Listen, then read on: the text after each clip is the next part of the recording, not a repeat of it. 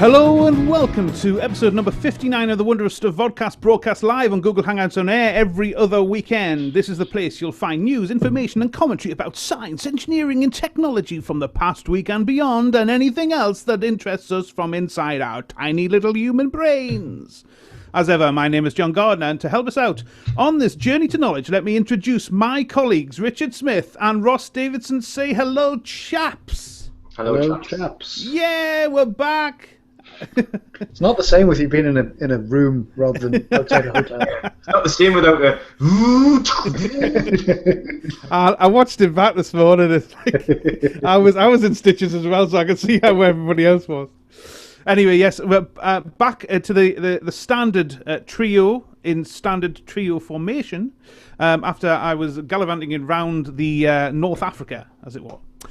So, in the last couple of weeks, we've been covering sort of one topic or one central topic and then splitting off to various other things. And we've been covering things like drugs and medicine and lifestyle drugs and e-cigarettes the last time and stuff like that. But we're going to change it slightly this week. We're going to go and do a topic which seems to be gathering pace. And that is medical research, and the question essentially is whether we're hitting a new medical research new age of breakthroughs.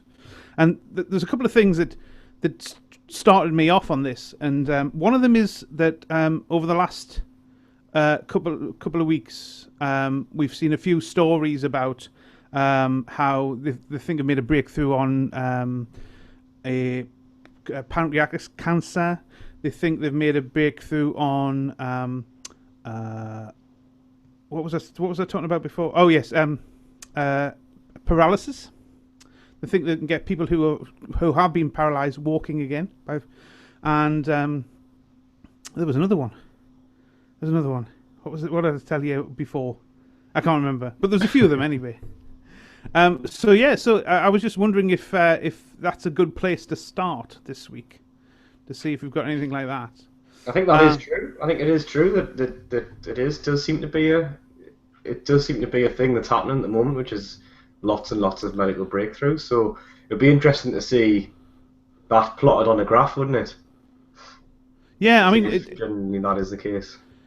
I mean, we've discussed it before.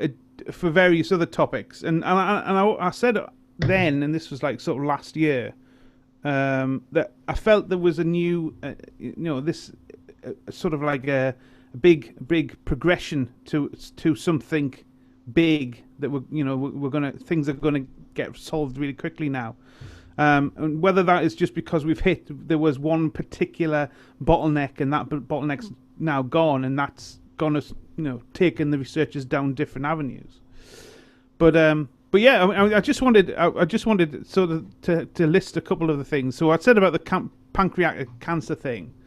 Now the pancreatic cancer, obviously we know it's one of the worst survival rates. It's like in single figures for survival rates lasting even 5 years, let alone 10 years. Is that because by the time it's diagnosed, it's far progressed? Yeah, that's it. Because it does tend to lie dormant, or the actual you don't get much feeling that there's something wrong until the latter stages. Yeah. So it's very hard to predict, and it's even harder for GPs to, even when you're getting those symptoms, to work out whether it's this or something else. So yeah, there was an Australian set of researchers who have found out, and this is the breakthrough. They found out it's not just, if you get pancreatic cancer, it's not just one cancer, it's 4 cancers, and they all work badly together, or for the cancer, they're working well together, but for you, it's working badly.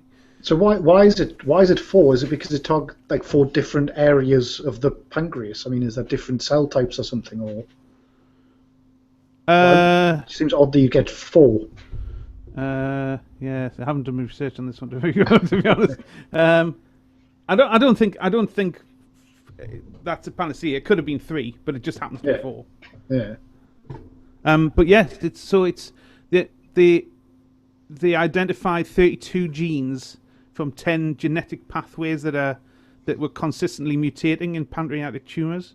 It's probably one of those things where it just, as you get a more granular understanding of it, it has the effect of appearing like, there's more of it. There's more, there's more to it. But I suppose it was always that way. It's just that we've decided to, Yeah. So essentially, the difference between, I think what they're saying is the difference between pancreatic cancer and other cancers is it's essentially a different disease. It's four diseases, 4 separate diseases. Right. And they're colloquially calling them pancreatic cancer, but Right. it's 4 separate diseases, and they're known subtypes of tumor, which all have now. If you said you had a brain tumor, it's normally one type or the other. It's like if it's whatever, but it's normally one type, and they know how to treat that specifically. If you have sort of bladder cancer, it's one type, and they'll treat that specifically. But there's like 4 of these sub cancers in. So what's happened with pancreatic cancer is they may have targeted one of the types, but that's it. Obviously, one out of 4's gone. Yeah. But it doesn't. It's not successful. I think that's exactly what's happening. But now they know they have to do the 4 different types of treatment. Mm-hmm. So it's going to be hell for the person who's got the disease, because they'll have to do various different types of treatment. But their prognosis becomes immeasurably better by having this done. Mm-hmm. So it's and I think they're actually starting to do this now. It's interesting that it says here that the other so you've got some strains of pancreatic cancer are unexpectedly associated with mutations normally associated with colon cancer or leukemia. So they obviously don't treat for leukemia, but they have got a treatment for leukemia. Mm-hmm. So that if they do that, if you've got pancreatic cancer as well, then you've got a better rate. So that was one of them, because there was the I'm still trying to remember the third thing. There was 3 things that triggered me off and said, God, this is all coming really, really quickly. One of them was actually, well, do you want to talk about the guy on the guy on the bike, the Polish guy, Richard? Yeah. So that's, I'm not even going to try and pronounce his name, but he's a bloke who survived a knife attack. So he got repeatedly stabbed in the back, basically. And the thing with spinal cord injuries is the further up you have the injury, the worse it is.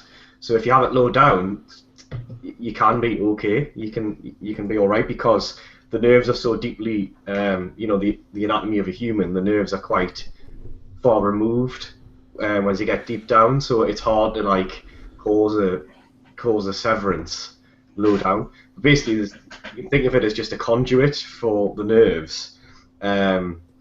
And so obviously if they're damaged, it just basically blocks the signal. It's as simple as that. So the signal from the brain is just blocked, can't get there. So this chap, there was a story back in 2014 or something like that where they were using computers basically to bridge the gap. So they're using a computer system to, the muscles in his ankle to get them to contract.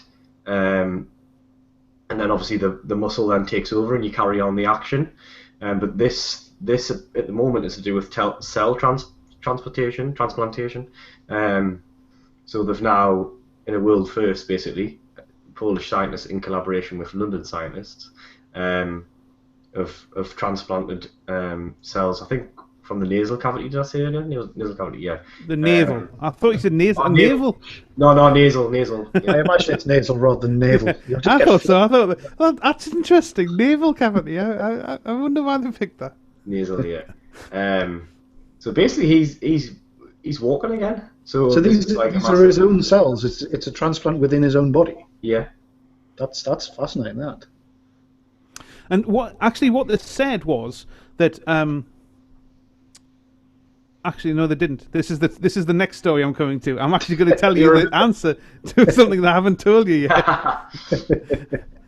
but that particular story, they did when I was away, they showed the full.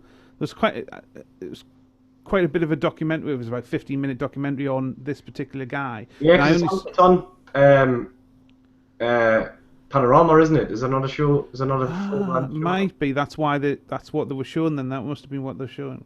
But there was they showed you him at the start of the treatment, and he was paralyzed. He was 100% paralyzed. He could not. He's getting from the pushed around in a chest. wheelchair. He was from the chest down. Yeah. Nothing from below the chest he could feel whatsoever. And to what they were showing last week was he was on like a trike. He was on a bicycle trike, and he had his feet tied around the pedals because obviously he hasn't got all of the muscles back. The dexterity. Dexterity.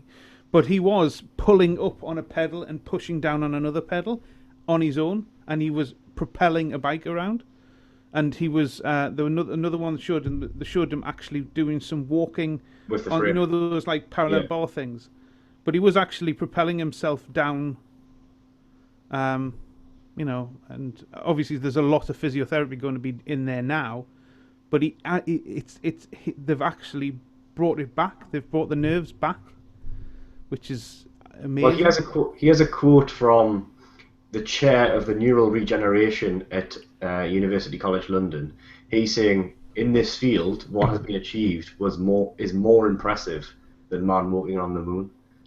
That's the equivalent in the field. It's like it's massive.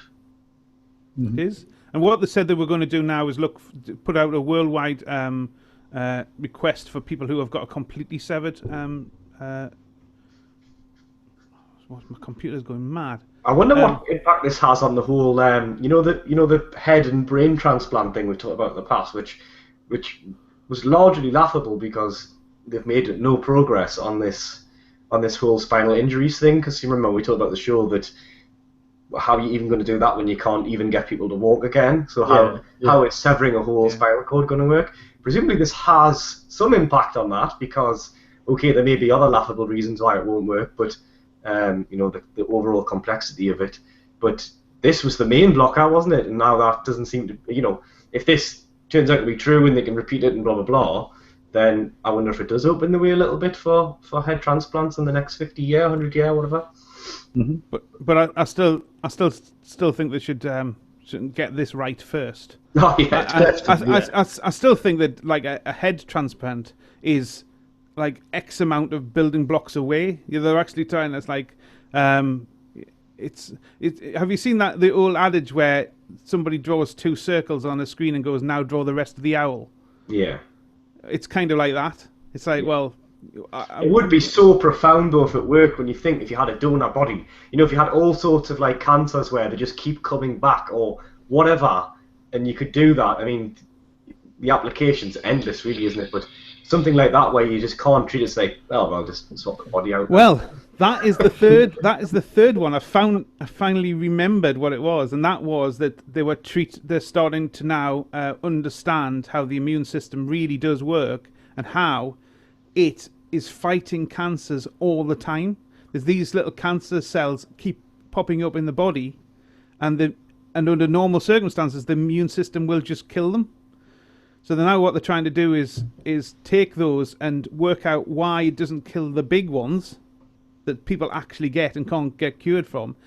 They're wondering why, what the trigger is, and to understand and to essentially program those genes or the cells that trigger off and kill some cancers but don't on others. We did this a little bit, didn't we? We did, yeah. Actually, was it that boy who from Great Ormond Street? Mm-hmm. Yeah. So that was he had lymphoblastic leukemia. Is he still alive then? I don't know.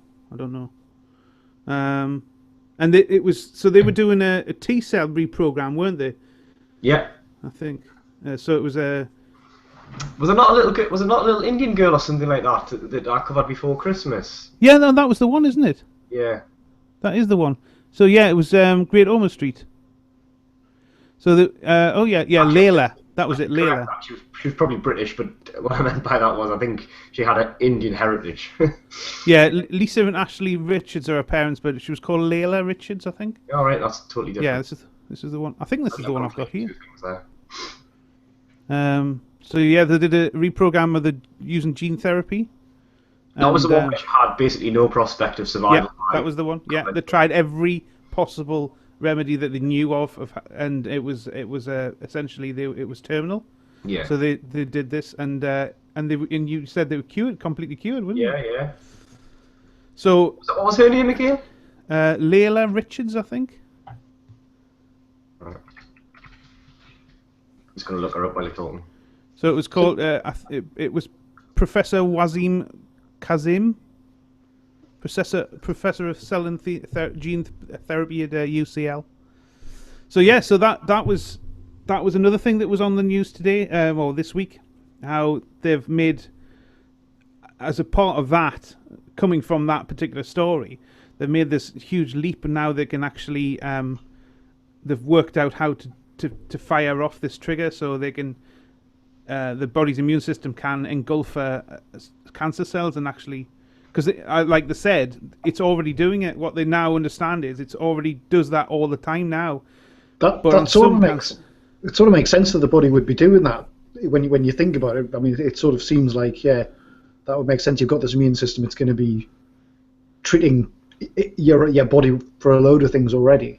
Yeah. And obviously, when the immune system fails or goes wrong or is in some way impaired, something will get you fairly quickly. Yeah. Because so, yeah. I mean, because they always know the people who have got impaired immune systems because of X, Y, Z. They know that they have to be specifically careful and they have to be in sealed rooms and because they know how. But it's if you've got what the body is doing all the time is cells are mutating and it's killing them before it gets any further. It's going right that you've got that's going to go wrong. I'll get you. But they don't know why certain other cancers that actually do go into full cancer mode aren't, and the immune system is just sitting around dormant, going, no, I'm not touching it because you haven't given me the code. You haven't told me why, how to do it. Yeah. So, but they reckon that they're well on the way now to sorting that out. So Layla Richards is still in remission, by the way, so that's good. That's excellent. So that's from having like a bleak prognosis in June. So she's outlived that, and she's now effectively in the clear as of 3 weeks ago. So good. That's amazing. So I mean, in general, obviously, a cure for cancer is obviously the thing that everyone will think is like the most amazing medical breakthrough that we can make. Cure for cancer and all that sort of thing. So cure for cancer, fixing paralysis. Is there anything else that would sort of like be as significant? Because that's just an umbrella term, isn't it? Yeah, I know, but you know what I mean. If they can treat all cancers, sort of thing. But cure for cancer is always what people say. Is the big breakthrough. Paralysis is obviously another one. What else would there be in terms of like massive medical breakthroughs? Do you think? Well, Alzheimer's would be a big one, wouldn't it? Alzheimer's, yeah, definitely. Yeah. Well, something along that they've. In fact, this is something that I missed last year, but it started to happen last year, which was they've managed to allow the brain's sender and a receiver to communicate directly through neural coding. So they're working out how to kind of program the brain, which is interesting. What, via like a computer or something? Well, there's two stories here that are in my mind. The one I've got on screen here, which was basically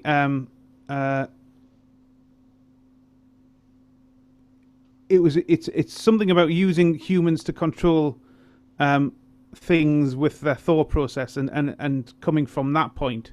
So specific experiment where they had two brains with like skull caps and whatever's on,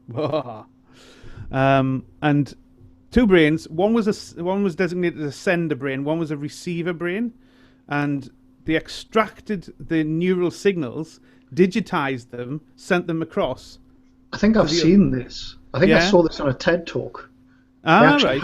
they actually had a couple of people up on stage and hooked them up, and one of them, I'm sure they were thinking about moving their arm, and the other person's arm went like that. I'm sure it was something like that. I'm sure it was a TED talk. But it was sort of like, obviously it was a very sort of macroscopic level control. But it was because they were mapping the part of the brain and they were stimulating the other person's brain, which triggered their movement. Yeah, and and it wasn't quite controlling them. It's almost like remote viewing then. Yeah, it was definitely a TED talk. Yes, so they had the EEGs wired up to the other person, and the same signal.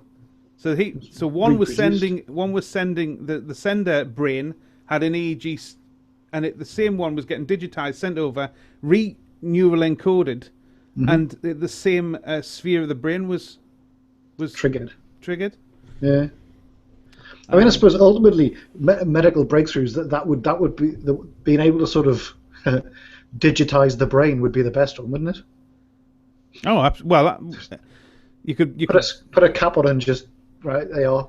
Put you in a robot. Well, you could back up your brain. You could back up your brain if you've got Alzheimer's. You could back up your brain beforehand and then replay it back every day. Obviously, it would be good to fix Alzheimer's, but well, if you do that, you would just do away with bodies, though. What would you even bother with them for? Well, exactly. Yeah, there you are. Sorted. That would cure all the medical disease. You'd have some kind of avatar, wouldn't you?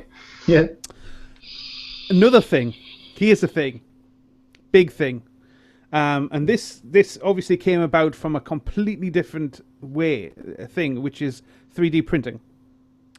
3D printing in the medical world has taken off, big style, where people are now they're 3D printing titanium bits of bodies and bones and skull. There's one of them. There was some 3-year-old from China had a rare bone condition, so that his head grew like 4 times the normal size, and so obviously there was a lot of pressure on the brain. So they had to cut the skull open, and they 3D printed a titanium skull to reposition the brain, and things like that. So 3D printing in this context, then, is it actually making things happen that weren't possible before? As in, like, is it innovating design, or is it just making it more cost-effective and accessible? I think for this it'll be cost-effective and being able to create a complex shape quite simply.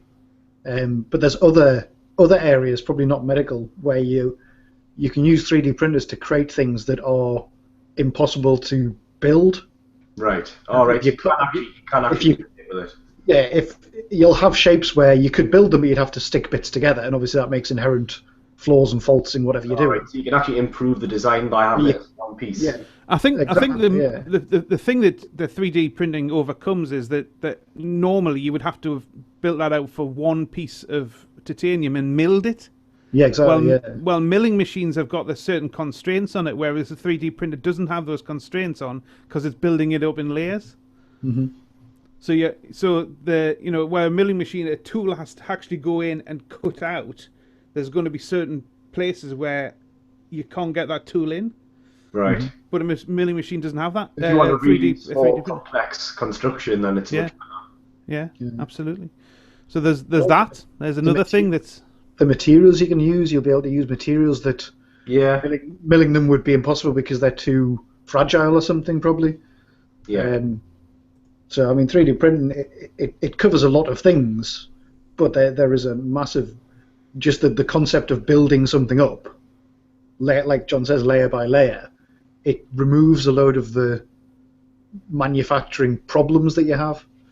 There'll be a lot of uses for it.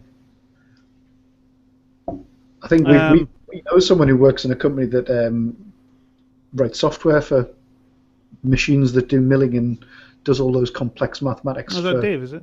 Dave and Chris. Chris. Yeah, all the complex mathematics of how their software controls how to move the machine to create to get the to those shapes, places. to actually Yeah. get to the right place to do. Yeah. It's a tremendously complex Maths.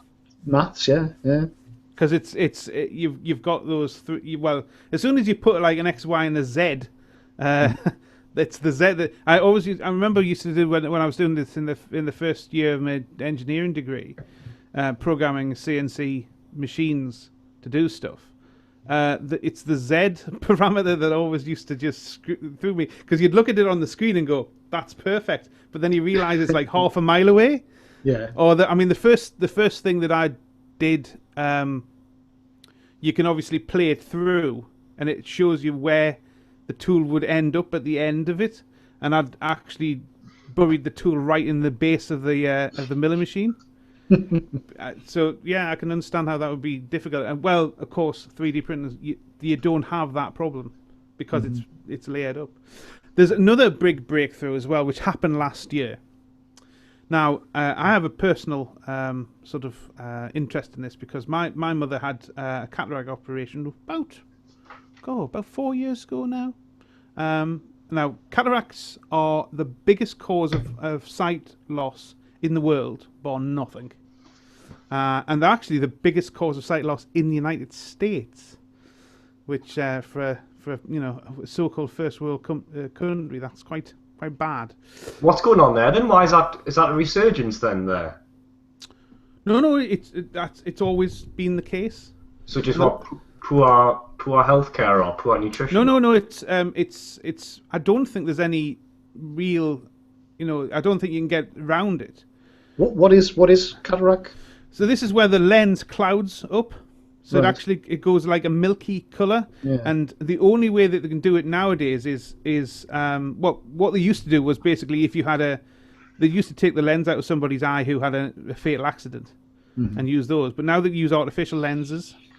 But although it's a fairly common operation, it's actually invasive, obviously. Yeah. What actually have to do is they actually make a slit in your eye, the side of your eye.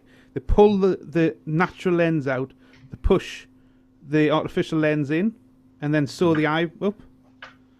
And they obviously have to. Normally, it happens in both eyes.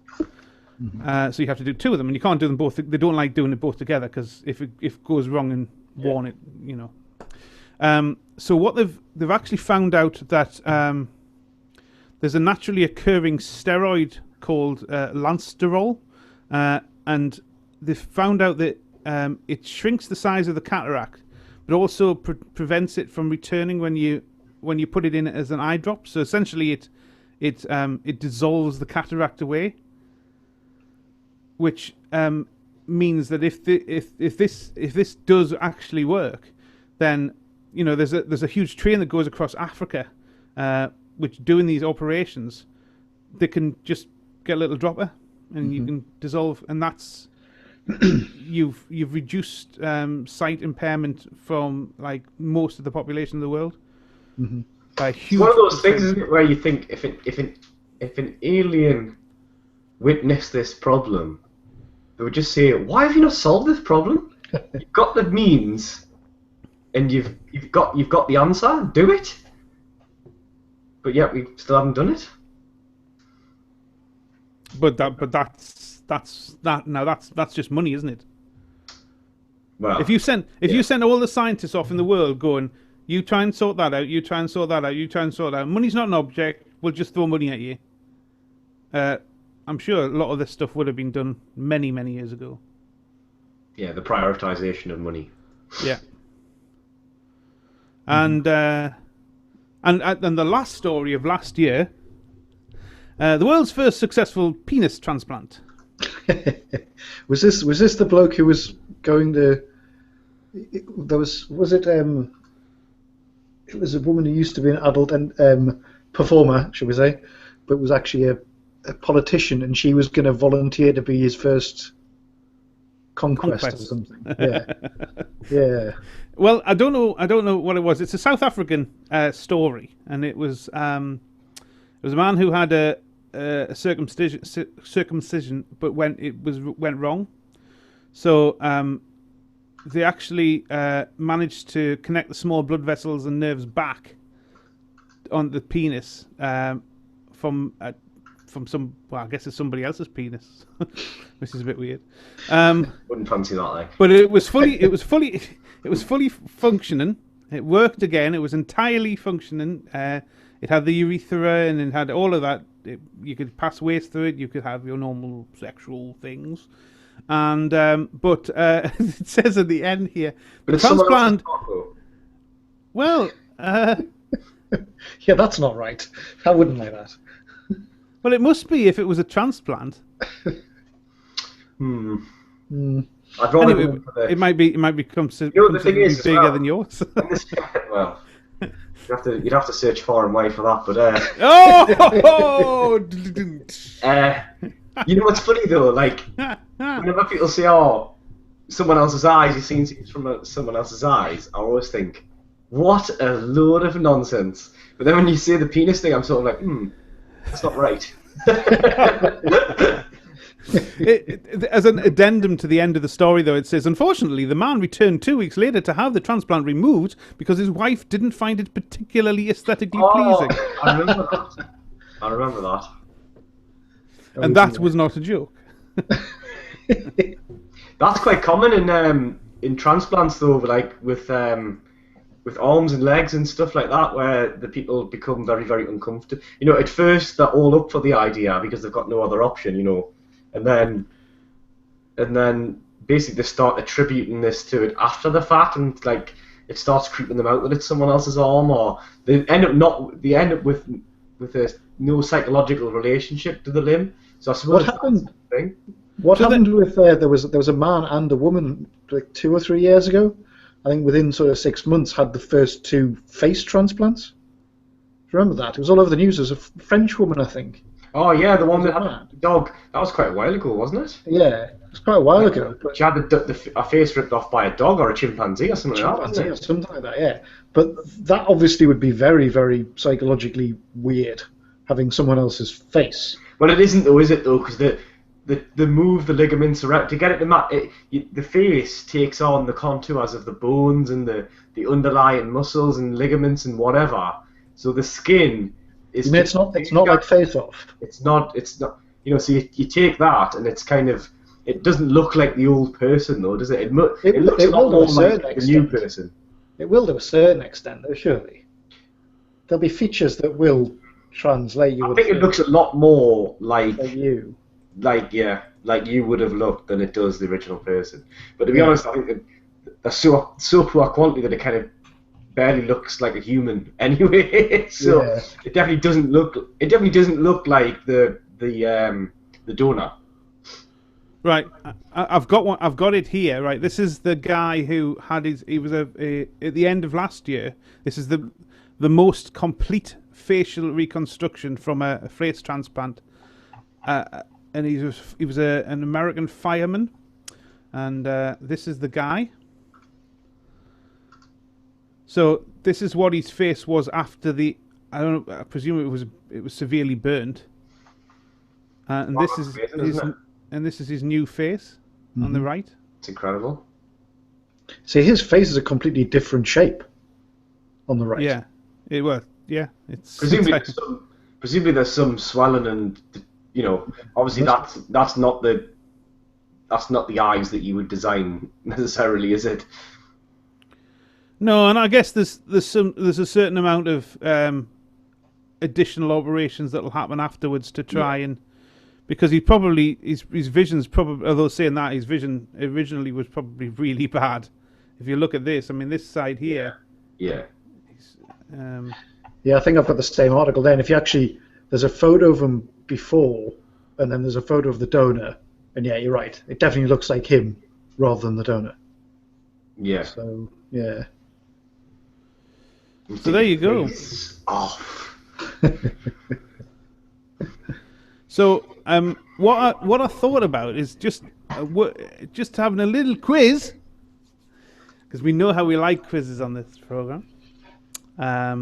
And I just thought if you just call out, we've got the top 10 most important medical discoveries of history. What do you think? Penicillin. That's got to be on there. Hang on. No? Whoa, hang on. Penicillin is number 3. Alexander Fleming, 1928. The washing the hands thing was quite a big one, wasn't it? So I don't know Yeah. how you'd phrase What, that, but like finding out there's germs. Sanitation. So sanitation and what Yeah, did the realising- Romans ever give to us? Sanitation, the aqueduct. Anesthetic was number 10. Antibiotics. I'm sure that must be in there. Was that not just penicillin? Oh yeah, well it is, isn't it? That's penicillin is an antibiotic, so yeah, I guess it is. So I'll go through them anyway because I've got them here. So there's anesthetics was in the early 19th century, started using cocaine essentially. Birth control, and not necessarily. This one's more an education of birth control, educating the people rather than using sort of Well, contraceptive pills. it's the most effective way to bring down a country's fertility rate is to educate people. Yeah. So this is by Emma Goodwin from the early 1900s, and the birth rate in the UK in 1870 per 1,000 people was 35.5 births per 1,000 people, and it was down to 29 per 1,000 people in 1900. And that was just education about sex, reproduction, and methods of birth control. And obviously the religious groups hated it, but it works. There was the MMR vaccine in 1971. Obviously there was a lot of controversy later on in the 90s, but that was by somebody who was paid to find a way to discredit it, and there was no fact behind it, no factual relevance behind that. There was the X-ray in 1895, and we all know about that. Have you heard all the stories about the X-rays? And because when they found them, they had no clue about how this was damaging the gamma rays and stuff. Yeah, they were just using them willy nilly. Yeah, they used to have them in shoe shops in America, machines where you could put your feet in and show the bones in your feet. Yeah, because all dental work and everything like that was. Yeah, they used to have permanently on X-rays and machines as well, where they could just switch you on and they would actually do the work while they were showing it on a screen. Yep. Insulin, or artificially generated insulin. That was 1921. The first person, Leonard Thompson, was the first human to receive artificial insulin. He was nearly going into a diabetic coma. They gave him a 1 dose, but they found it was found to be impure. So on the second dose, he came out of his diabetic coma and he lived another 13 years. That was the start of it. That was for type 1 diabetes. You've got in vitro fertilization, IVF, in the 1950s. Actually, this is a very subjective list then, because I think that's debatable that you'd put that in there alongside some of the other things that you've mentioned. I think they've come up with we have to come up with a top 10. Yeah, we need 10 things. To the people affected by it, but in terms of the human endeavour, I don't think it's that very high on the scale, to be fair. Actually, you can't mention it in the same breath as penicillin, put it that way. No, it is an amazing feat, though. You think purely technically that it's possible. Yeah. Not thinking of it's sort of like worth. It's sort of laser surgery. That's not there, is it? I mean, that's bigger. What, keyhole surgery? Well, yeah. Probably is there actually. What you said before, germ theory. That's at number 4. You can't put IVF and germ theory in the same bracket, is what I'm saying. Because one has meant that a few people who can't have children can now have children, and the other means millions upon millions upon millions of lives have been saved every year. Yeah, it's fairly big. Relative. But yeah, I mean, so that germ theory is there. Then it's penicillin. Then it's smallpox vaccination. The last recorded case was in 1977. But the worldwide, It's got to be like, in terms of human discoveries, that's like so massive, isn't it? Vaccination, because it's so simple, it's so elegant, and it works like every time. what give a little bit of the thing that's Yeah. causing it back to you. Yeah. It does. Well, they don't actually do that though, do they? Is that not a bit of a? I don't know if Well, okay, it was an oversimplification, Yeah. but that's how it started, wasn't it? Yeah. That's how they started the research. But yeah, so that was in the last recorded case of smallpox in the world was 1977. The worldwide figures for the 20th century stand around 30 million deaths. So if you extrapolated that out without that vaccination, it is big. Well, some of these things could become sort of threatening to the human race eventually, couldn't they? Yeah, absolutely. And then at number one, what do you think's number one?